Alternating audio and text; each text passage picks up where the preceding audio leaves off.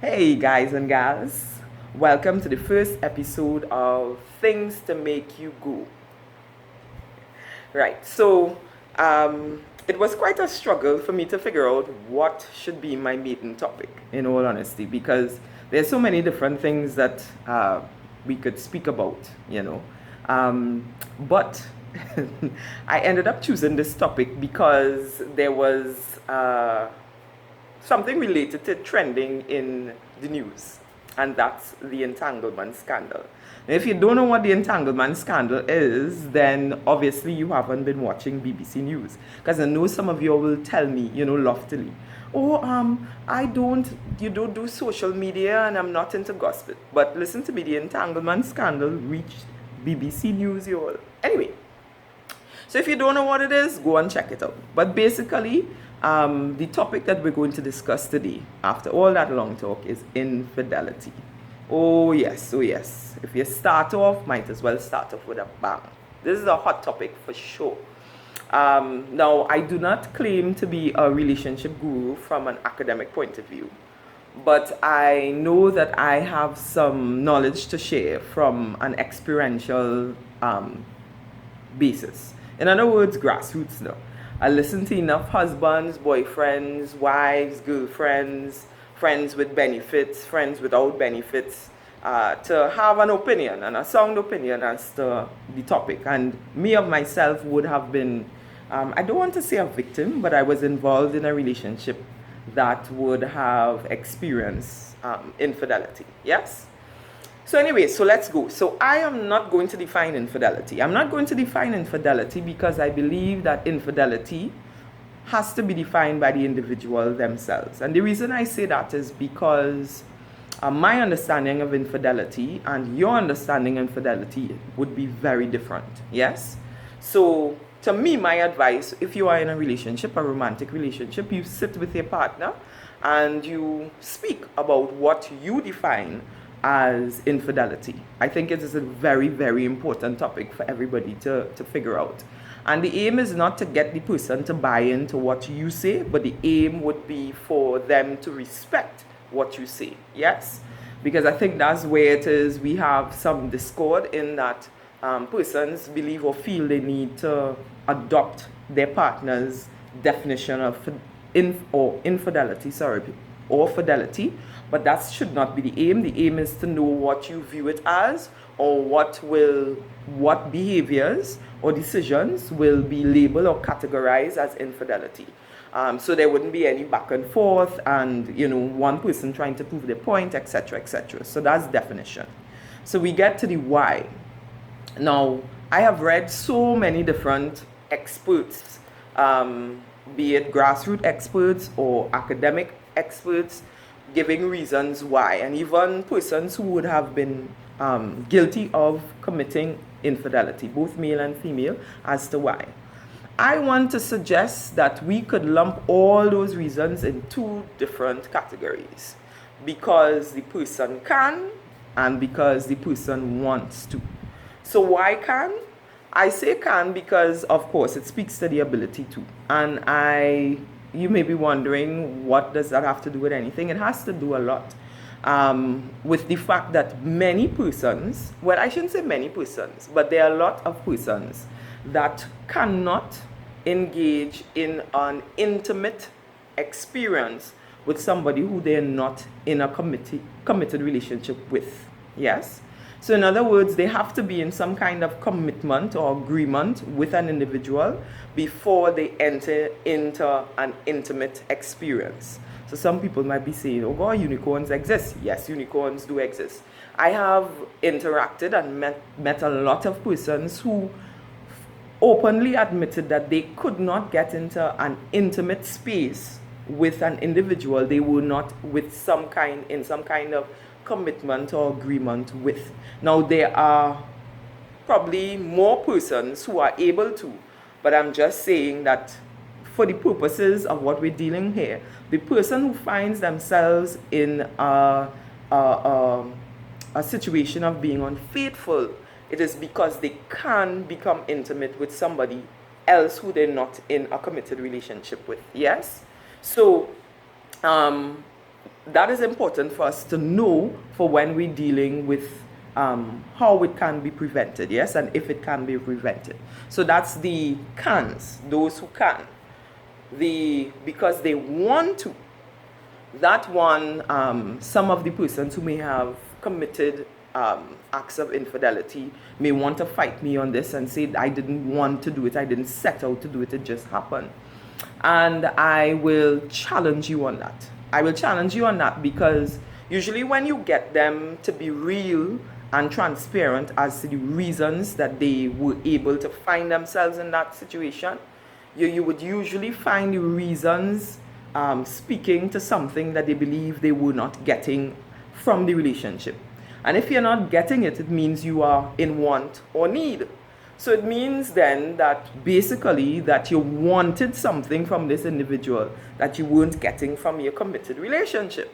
So thereby, that's why I said that all of their reasons could fit into two categories, because they can and because they want. So the next question persons will have on their minds with regards to this particular topic is, can the relationship survive? I think it all depends on it depends on a lot of things, but I think your question should not be if the relationship can survive.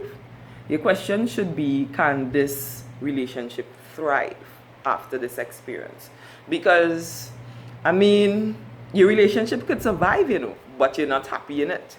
Usually you'll have one person living consistently with a lot of mistrust.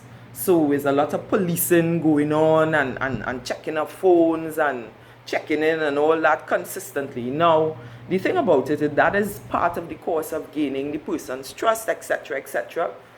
But who wants to live like that for the rest of your relationship? So your question shouldn't be about your relationship if it would survive. Your question is, could it thrive? And I think it can. I think it can, but it's going to take a lot of work depending on who was wronged and who was wrong. Some people just can't let things go. They can't. And I'm not saying by any means or stretch of the imagination, trivializing the hurt, the pain, the destructive nature of infidelity. I'm by any stretch of the imagination. I'm just saying that at some point in time, you have to allow the wound to heal. Yeah? And I will also say, if you are the wrong person, and that you were the person that committed the act of infidelity, that it would weather well for you to recognize that you have to be patient. It will also weather well for you to appreciate that you do not understand what that person is experiencing. And I can speak from a female point of view or perspective. Infidelity is like a wrecking ball on every aspect of your life as a woman. I'm not saying that it's different from men, but I'm just speaking. I can only share on my perspective, honestly, and from a knowledge point of view. It's destroyer. You question you question your existence. I know for guys, it would be hard too, because again, this person who you have committed to is saying they don't want you. At least that's how it is you begin to process it, or there's something or there's someone who is better than you. That could never feel good to anyone regardless, yes? So it's just a messy experience. So my thing is that, again, you have to decide if your relationship is going to thrive. If you want to continue to spend your life punishing the person for their indiscretion, well then, and you want to play prison officer or, for the rest of your life, or policewoman or policeman for the rest of your life, that's your decision. But if you want your relationship to thrive, you can't continue to do that. So, the last thing I guess everybody wants to know is, how do you prevent it? Well, I was looking through IG one day, Instagram one day, and I saw an advertisement for a book written by a previous mistress, or maybe she still is, basically claiming to have the recipe for making your relationship infidelity proof, right? Now, because I don't really believe there is a way to do that per se, and the gurus and experts may want to challenge me on that. My thing, because it's based on individuals, and every single one of us is very different and unique, and thereby every relationship is unique because of the persons in it. I think it has to deal with them. And if you of yourself, you find you're a person that strays easily, so you get distracted easily, you have to figure out if your weakness lies in more your ability to or your desires. What do I mean by that? So for example, remember I categorize the reasons for persons being unfaithful in two things, right? In two categories. Because they want to and because they can. So you have to ask yourself, am I the person who naturally has the ability to be able to compartmentalize myself? So shut down and forget that I have a commitment to this person. So thereby I can become intimate in whatever way with another person that is totally unrelated. If you know that is a particular weakness or a trait of yours, then you can get help, right? Or acknowledge it and put things in place to be able to ensure that that does not become an issue for your relationship. Yes? So it means then that you have to stop isolating and alienating persons of your interest. What I mean by that? So if you're liming in a group, so like for example, after work line, don't be sit down by yourself holding a person in a talk. You understand? Or don't agree to go out just one-on-one with the individual. Go in a group, always hang in a group, lime in a group, etc., etc. Try to make sure that there is some level of chaperoning going on, yes? So that you don't find yourself moving into that intimate space because you're alone, yes?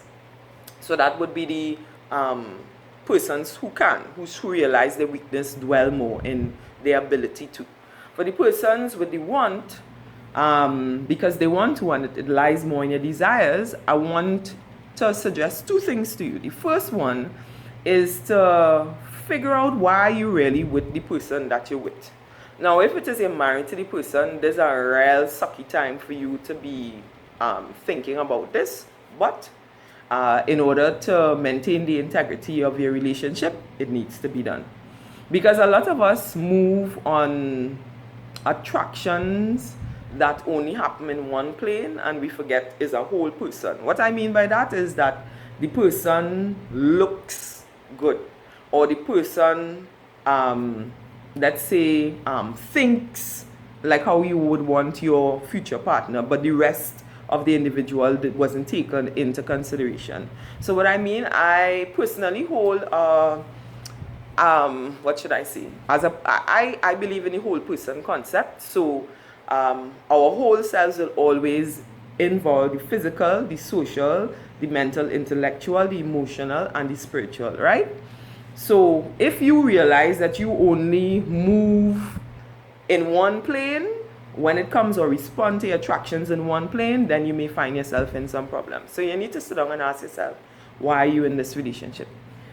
The next thing that you need to do is to reflect on something that T.D. Jakes, I heard T.D. Jakes mention once in one of his sermons. And he said that many people end up in relationships outside of their marriage and outside of their committed relationships because of the 80-20 rule.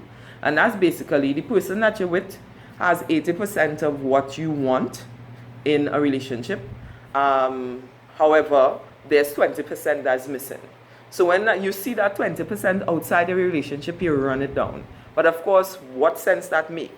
In that you're leaving 80% to run down 20%. That makes absolutely no sense. So the reality is that if it's something that you consider a deal breaker or red flag that resides in that 20%, well then I guess it makes sense why it is you would want to leave the relationship. But leave the relationship. Don't go outside and try to get it or sabotage the relationship. Be big about it, be responsible about it, be mature about it, end the relationship, and then reestablish. The last thing I would say definitely would be that you need, please, please, please, please, you need to be able to articulate to yourself, most importantly, what you want out of a relationship. And that goes for everybody. Yes? So, say in the comments what this made you go. Did it make you go and think? Did it make you go and reassess? Did it make you go and confess? Did it make you go and be like, nah, I really should not watch this video? So until next time, please, you all subscribe, and share. And I will see you on the next episode of Things to Make You Go.